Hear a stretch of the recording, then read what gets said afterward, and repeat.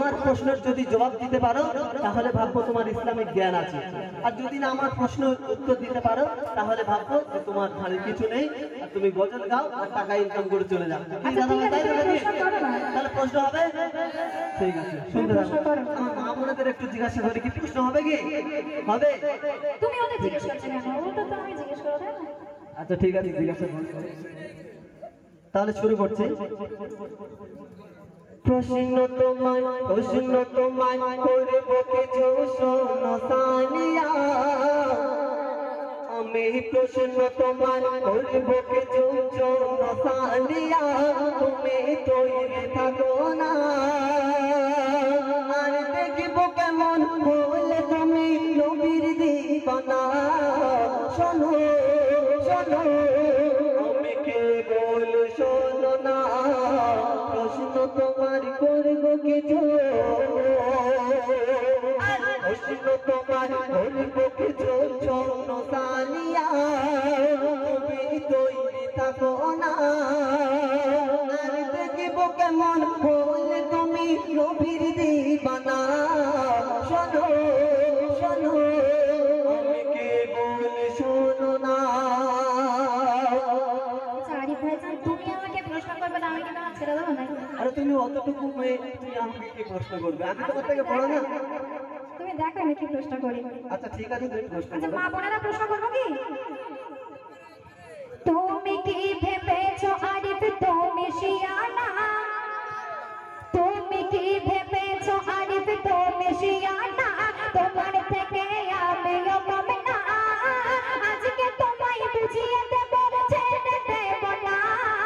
তুমি তুমি প্রশ্ন করো না, তুমি কি ভেবেছো আরিফ?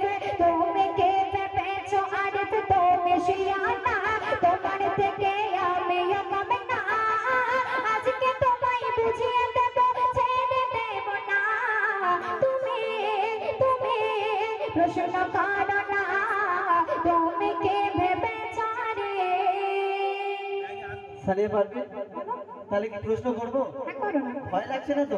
ভয় লাগবে কেন? তুমি প্রশ্নটা করেই দেখো। আচ্ছা ঠিক আছে, তাহলে তুমি শোনো। কে ওই ছিল আমার নবীর দিবানা? কে ওই ছিল আমার নবীর দিবানা? কিন্তু মায়ের সেবা ছেড়ে নবীর দিদার করলো না। কিন্তু আমার অনেক দাদা ভাইরা কিন্তু জানে, তুমি দেখবে যে কেরাম আমার প্রশ্নের উত্তর দাও। ঠিক আছে ঠিক আছে। কে ওই ছিল আমার নবীর দিবানা? কিন্তু মায়ের সেবা ছেড়ে নবীর দিদার করলো না। আর বিদায় কালে নবী বলে শোনো না, কি বলে? আমার গায়ের পিরান দিও তাহার নজরানা। তখন চমকে ওঠে সব সাহাবী অবাক হয়ে যায়। চমকে ওঠে সব সাহাবী অবাক হয়ে যায়, বলে রাসূল কি কথা শোনায়। আর আমরা থাকতে নবীর বিধান সে কেমন করে পায়? বলো বলো সে কেমন মহাদায়। আচ্ছা আরিফ ভাইজান, তাহলে তোমার এই প্রশ্নের উত্তর দিতে হবে। আরে তুমি জানো না উত্তর কি দেবে? আচ্ছা ঠিক আছে, কিরকম রকেটের মতো উত্তরটা দিই তুমি দেখো। আচ্ছা ঠিক আছে, তুমি বলো। যেমন প্রশ্ন আরিফ তুমি করো না, আর আমি দিয়ে দেব তোমারই উত্তরখানা।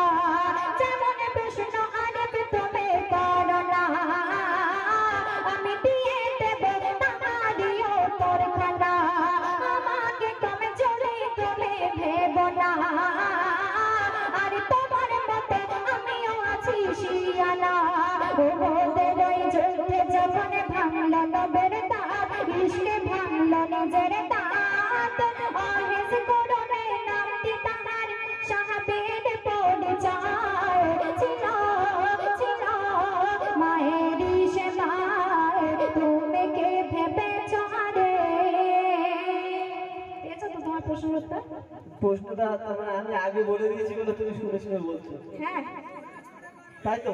আচ্ছা এবার আমি তোমাকে একটা প্রশ্ন করে দেখি তুমি কেমন উত্তর দিতে পারো, ঠিক আছে? ঠিক আছে, তুমি প্রশ্ন করো। প্রশ্ন আমি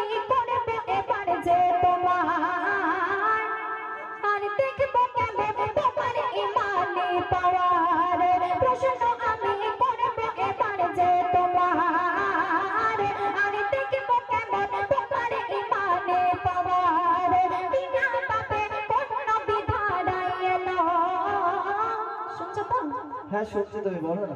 বিনা পাপে অন্য বিধানায় গেল, বিপদ নিয়ে আমার সে ফিরে গেল। মহান খোদার হুকুম সে আসবে ফের ভাড়ায়, করিবে বিশ্ব যায়। নামটি তাহার দাও না বলে আরিফ আজ হেদায়। দেখা দেখা ভয়ে না পালায়, তুমি কে ভেবেছ আরে? আরে তোমার প্রশ্ন শুনে তো আমার হাসি পাচ্ছে। এই প্রশ্নের উত্তর তো বাচ্চারাই দিয়ে দেবে। আমি ভাবলাম যে তুমি এমন প্রশ্ন করবে যেন এখান থেকে বহুতলা হাট পর্যন্ত পৌঁছে যাবে। তাহলে ঠিক আছে, তুমি শোনো, তুমি কি প্রশ্ন করেছো, তোমার প্রশ্নের উত্তর। তোমার প্রশ্ন শুনে আমার যে হাসি পায়, সানিয়া কেমন উত্তর দেব আমি তোমার? এত সহজ প্রশ্ন যে করলে আমার, আর আমি জবাব না দিলে দেবে সবাই। আর মামারিয়াম ছিল তাহার গর্ভধারিণী, মামারিয়াম ছিল তাহার গর্ভধারিণী। তিনি তার নয়নের মনে, ঈসা নবী নামটি তাহার আসল পরিচয়। দিলাম দিলাম আমি উত্তর যে তোমায়। আর এমন প্রশ্ন করলে তুমি সামিরা আমার, কিছু মনে হয়নি যে আমার। তবে পরের প্রশ্নে দেখা যাবে বাগনা বাগিনীর জয়। কবে তারে সাথে দেবে সে তার, প্রশ্ন তোমার করবো কিছু, আর প্রশ্ন তোমার করবো কিছু। স্বর্ণ সানিয়া তুমি তৈরি থাকো না, আর দেখবো কেমন হলে তুমি নবীর দিবানা। শোনো শোনো সে নবীর দিবানা।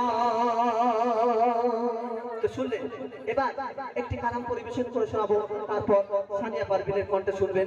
তো আশা করছি ভালো লাগবে। ঘুমাচ্ছে নাকি? তো এখন যে কালামটি পরিবেশন করে শোনাবো, যে ঈদ আমাদের থেকে বিদায় নিয়েছে, অনেক